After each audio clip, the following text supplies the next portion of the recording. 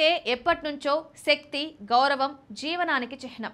నాగరికతల నిర్మాణం నుండి యుద్ధాల వరకు ప్రతి దాంట్లోనూ భూమి కీలక పాత్ర పోషించింది.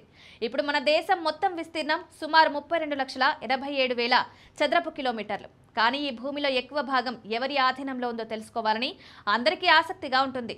ముందుగా చెప్పుకోవాల్సింది భారత ప్రభుత్వమే. దేశంలో అతిపెద్ద భూ యజమాని. అధికారిక రికార్డుల ప్రకారం కేంద్ర ప్రభుత్వం దాదాపు 15,531 చదరపు కిలోమీటర్ల భూమిని కలిగి ఉంది. ఇది ఖతార్, జమైకా, లెబనాన్ వంటి దేశాల కంటే పెద్దదే. ఈ భూమిలో ఎక్కువ భాగం రక్షణ, బొగ్గు, విద్యుత్, భారీ పరిశ్రమల వంటి శాఖల కింద ఉంది. అంటే ప్రభుత్వ భూమి నేరుగా దేశ మౌలిక సదుపాయాలు, రక్షణ, శక్తితో ముడిపడి ఉంది. ప్రభుత్వం తర్వాత ఆశ్చర్యపరిచే పేరు క్యాథలిక్ చర్చ్. దేశవ్యాప్తంగా దాదాపు 17 కోట్ల ఎకరాల భూమి దాని ఆధీనంలో ఉందని అంచనా. ఈ భూములపై చర్చిలు, పాఠశాలలు, కళాశాలలు, ఆసుపత్రులు, అనేక సంస్థలు నడుస్తున్నాయి.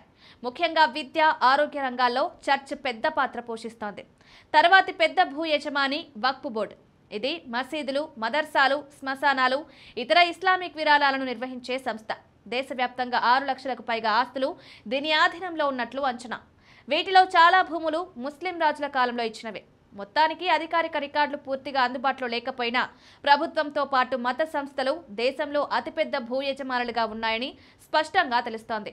ఇవి కేవలం మత ప్రభావం మాత్రమే కాకుండా సామాజిక రంగాలలోనూ కీలక పాత్ర పోషిస్తున్నాయి.